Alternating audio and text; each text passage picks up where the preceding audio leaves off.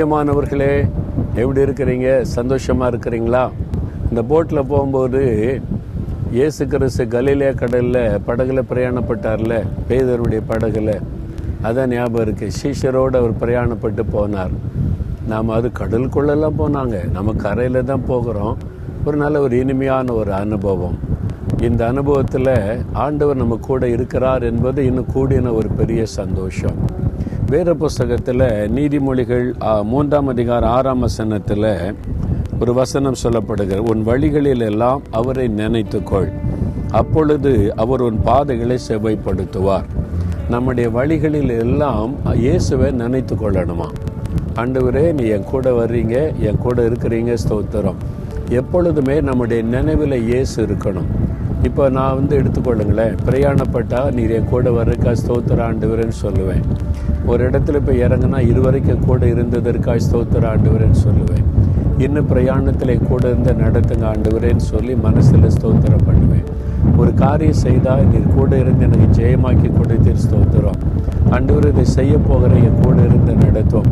அப்படியே ஒவ்வொரு காரியத்துக்கும் மனதில் சின்ன சின்ன ஜபங்களை செய்து கொண்டே இருந்துன்னு வைங்களேன். நம்முடைய வழிகளில் எல்லாம் அவரை நினைத்து கொண்டே இருக்கிறோம்ல, அவர் அழகாக நடத்துவார், செவ்வையாய் நடத்துவார். நீங்கள் படிக்கலாம், வேலை செய்யலாம், பிஸ்னஸ் செய்யலாம், இல்லை வேலை தேடி கொண்டு இருக்கலாம், எந்த சூழ்நிலை இருந்தாலும் ஊழியம் செய்யலாம். எல்லாவற்றிலும் இயேசுவை நினைத்து கொள்ளுங்க. நீங்கள் என் கூட இருக்கிறீங்க, நீங்கள் என் கூட இருக்கணும், என் கூடவே இருந்து என்னை நடத்தணும். உங்களுடைய மனதில் இயேசுவை நினைத்து நீங்கள் துதித்து கொண்டே இருக்கணும். ஒவ்வொரு காரியத்துக்கும் அப்படி துதித்து அவரை நினைத்து கொண்டே இருந்தேன்னு வைங்களேன், அவர் எல்லாவற்றையும் செவ்வாய்ப்படுத்தி நடத்துவார்.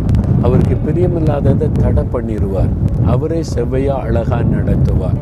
ஆண்டவர் உங்களை அப்படி நடத்த விரும்புகிறீங்களா?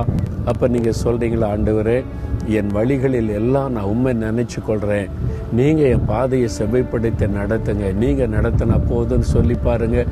அழகாய் உங்களுக்கு தவறான காரியத்தை தடைப்படுத்தி சரியான காரியத்துக்கு வழி திறந்து நடத்துவார். அப்படி செபிக்கலாமா? ஆண்டவரே, இயேசுவே, நீர் என் கூடவே எப்பவுமே இருக்கிறீங்க. நான் எப்பொழுதும் உம்முடைய நினைத்து கொண்டே வழி நடக்கணும். தவறானவைகளை தடுத்து சரியான பாதையில் என்னை நடத்துங்க. சரியான ஆசீர்வாதத்தை அருளி செய்யுங்க. நான் விசுவாசிக்கிறேன். இயேசுவின் நாமத்தில் இந்த ஆசீர்வாதத்தை பெற்றுக்கொள்கிறேன். ஆமேன், ஆமேன்.